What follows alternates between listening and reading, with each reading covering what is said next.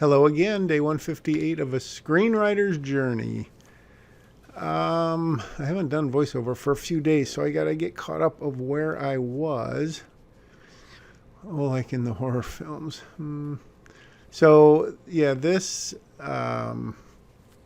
version, which spoiler alert, I've given so many spoiler alerts in this. I am gonna stick with. I say that 6 weeks after the fact, give or take.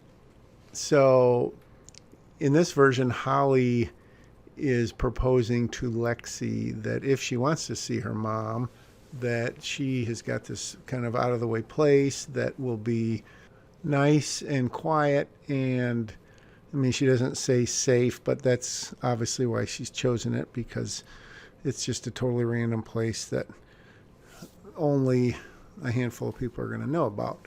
So that is something that seems to make sense to Holly, and it's obviously designed to make Lexi feel like, comfortable and, well, it's no big deal, which is how Holly wants her to feel. Okay. Now, this scene here in the in the CrossFit gym, Katina's talking. Holly is not really reacting at first. And then when she's about to leave, Holly sort of starts opening up. And so I'm still working on this, at this writing, so to speak, and trying really to pin down because this is the debate section of the script, and what is Holly debating? What is her internal conflict? And it's kind of metamorphosizing into, I spent all this time with her. I've given up all this stuff, and yet she doesn't seem to be grateful. And Katina, I mean, my thought is, Lexi's a teenager. She's grown up under these super tough circumstances, had all these bouncing arounds and everything, and yet you expect her to be grateful to you, which is kind of a selfish thing to do. And so, as I think I had written before, and I'm working on it now, the thought that, look, the relationship you've had with Lexi as her not really mentor, role model, person to lean on, or whoever, is the longest one you've had. And now that it seems to be kind of successful, you get one little bump in the road, as I wrote there, and you're ready to flush it away, kind of mixing my metaphors now that I realize it. And then Holly being kind of a juvenile there, so let's get rid of that line. Thank you.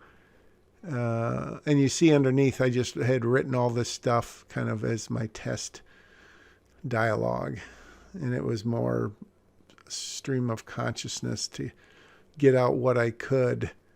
And I noticed here, and I've noticed other places, that sometimes when you just write, you're not writing character names, you're not writing blocks. You just literally just typing as fast as your fingers will go, as fast as your mind will come up with this stuff. Then I can go back and say, okay, well, either it's no good or it is good, but something doesn't feel quite right, or I can start breaking it into. That was a Beatles coaster I just threw on a table. I can start breaking it into real dialogue. So now I'm going back. And again, sometimes when you realize I'm onto something here that necessitates changes earlier in the script, which is what is going on there. I went back to a previous scene. So now I've kind of got what I want to say, and so now I just really have to work. All right, here it is. This is a very key thing that Katina's saying. I mean, that's basically what Holly is worried about in a way. She did such a good job of not raising, but instilling in Lexi all these good qualities or traits as she sees them. And now she thinks, given the chance to go see her mom, that she's going to make the wrong decision. But, what is the wrong decision? Holly has given her this opportunity because she really feels like she deserves it and it's the right thing to do. Yet at the same time, Holly is a little hesitant because it's almost like if she really does, hit it off with her mom and everything, then does that mean everything I have done is for naught, or does it mean everything I have done paid off because I've made her this independently thinking, etc. woman? So that's what that scene's all about. And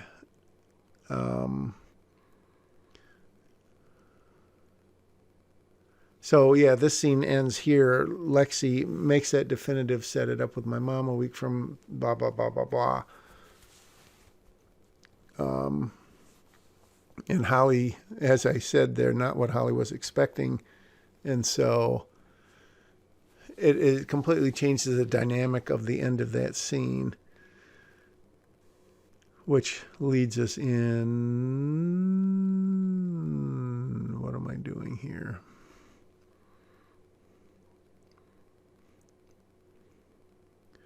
So in this scenario, excuse me, Katina's already there, and I want to see how quick I can get to the crux of the biscuit, as they say. So in this scenario, Holly is still working out everything, but she's been talking to Katina, and then she's basically explained everything that happened in the previous scene. And she tells her, and Katina, it's literally what I wrote there. That's a bad thing. You were the one who set this up. What did you expect her to say? No. So I don't really, I don't know how this is going to sound. I don't feel like I write that many deep scenes in all of the screenplays that I've written. And I don't think that I'm considering this like a deep, meaningful scene, but I think it does kind of cut to the heart of what Holly was thinking. And I know that as I write this and as I rewrite it, I am putting probably more thought behind it and trying to make it... I think it's easy to have glib dialogue and like clever and convenient dialogue that moves the script along. And that's some comments I've gotten from some people, especially my super reviewer guy. And so as I work through this, that's kind of what I have in mind. I've said many times, and I'm not alone in saying it, that every line of dialogue has to move the story, and it has to reveal character and that sort of thing. So I'm trying to kind of get there and maybe get a little more, I don't know, deep instead of so shallow. But I don't know that it's going to come out that way. And it kind of sounds pretentious. I'm not anywhere near there yet in this scene, and I don't know if I'll get there, but I do think that it is important because Holly has to grow. She has to change in this movie in the course of her journey here. And I think one thing that I don't do very well is really develop the story of the character. They have like the thesis and then the antithesis and then the synergy. I don't know what Blake calls it, but to really lay out how that character is, where she is coming from, what are her concerns, what are her kind of weaknesses, what are her fragile points, because she's such a tough person on the surface. And so that's what really I think I'm trying to get at in this scene. And that it happens in the debate section of the script, I think, is very apropos. So I'm just saying all this because it's taken me a while to get through this scene like it typically does. And just a lot of rewriting. And that's really the fun part, challenging part, when you can just try to get into your character's head and then go a little bit deeper and a little bit deeper. Someone talked about that on one of the Film Courage interviews about, kind of that idea of peeling back the onion and really getting deeper into the character. Take the first line of dialogue that you have them speak or her speak, and then cut a little deeper and see how close you can get to the core. And as I've also said, Holly, and I purposely do this, she isn't really one that talks a ton. And so there's a lot of scenes like this. Katina is doing a lot of the talking and Holly's doing sort of the reacting. And that's the same in some extent with Holly and Lexi, I think. And it may be through the script. And I mean, that is an intentional thing.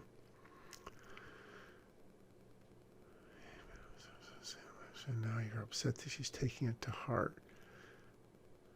So I hope, again, and I hope in that Holly starts and stops too flustered to answer. I hope, that's the thing where an actress has got to read that line and read the dialogue that led up to it and just know that expression, and the director has to kind of know what his or her take on that is. And me as the writer, of course, I would love to be there to be the director, because that's an awesome feeling when you get the moments from your actors and you go, oh my gosh, that's just how I wrote it. And I've had a couple of those. And what's really cool is when they go beyond it, and it's usually in a look. It's sometimes in how dialogue is delivered, but it's generally in the look. And that's what's so powerful about working with good actors and actresses, is they can go there and give you that. And then it's just like, oh my gosh. I remember one of the scenes in The Key near the end, the girl, Caitlin, gave this look that I just really, really liked. And I don't know how it came across in the movie, but so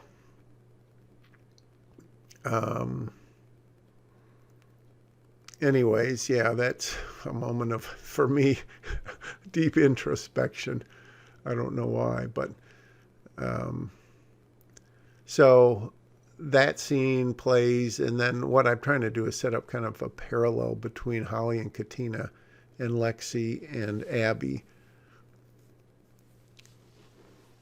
which I'm still getting to. So now, and I don't know when I made this change, if you've seen this, now we're at the group home, which I think I've brought this up before, because before the social worker had some trite line. So now it's a group home, so it's got 3 beds. So the stuffed animals, I don't know if that's new. So the idea is that, yes, she has gotten one of those from Holly. So I think that's kind of a cool touch. And then, so Lexi worried about, how Jake is going to take this news about what's going on and her backstory and everything. And Abby trying to assuage, I believe that's the pronunciation, her concerns, etc. And at the bottom of 16, when Lexi, sometimes, who am I to say, but sometimes you can just hit it on the nose. Jake, meet Lexi. Her mom's the witness protection. Her dad just got out of prison. If you do it limited and you do it right, I think it can work like that. So Abby is, being the supportive friend, trying to offer suggestions and solutions.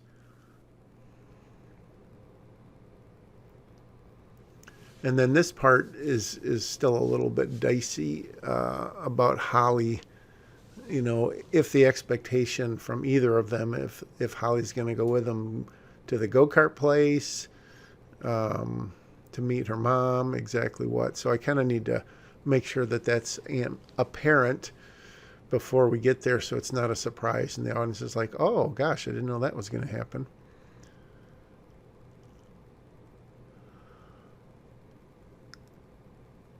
Excuse me, must be 10 o'clock. Yep, it's 10:10. All right, then. So we set up a deadline before the scene started, and obviously we start into that scene, so it's 10 minutes, and then when the lights blink, then it's like, oh, literally the scene's over. Then I thought of this, and this is kind of a cool thought. Abby jokingly says, I wouldn't want to get locked in, and Lexi is saying, welcome to my world. And I don't know if I kept that line, but it may not fit. It may be one of those kind of cutesy lines, but it does kind of speak, maybe not volumes, but I think it gives you a glimpse into Lexi's mindset. So, I don't know, that kind of feels like a CW scene with teenage angst, and I don't know that I'll keep that, but I don't totally dislike it. All right, and now remember Easter egg. Well, not really. Remember what Lexi said before about how she worked in the bowling alley, and here, guess what? Where's Rachel working? In the bowling alley.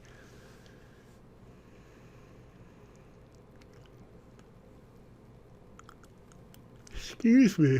So Lexi told Holly, call her, set it up, and so she's following up on that.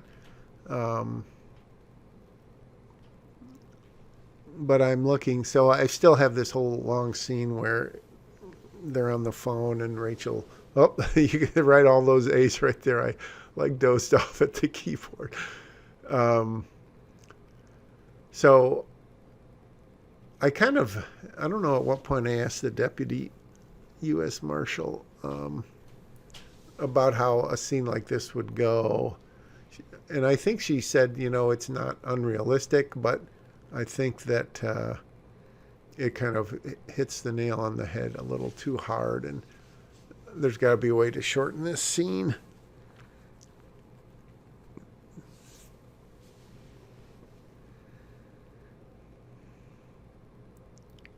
Process house a week from tomorrow, so I'll get to the paper. So, I mean, I'm doing a little rewriting there. Not virgin writing, but some rewriting. Then we bring back in the element that her ex, Rachel's ex, might know. I didn't look at the countdown. Sorry about that. Well, that is day 158. It's in the can. Hopefully something in there. I don't know if it would help you write, but it was kind of cool to get off my chest. Maybe a little deeper than normal, maybe not. But guess what? Be back tomorrow. See you then.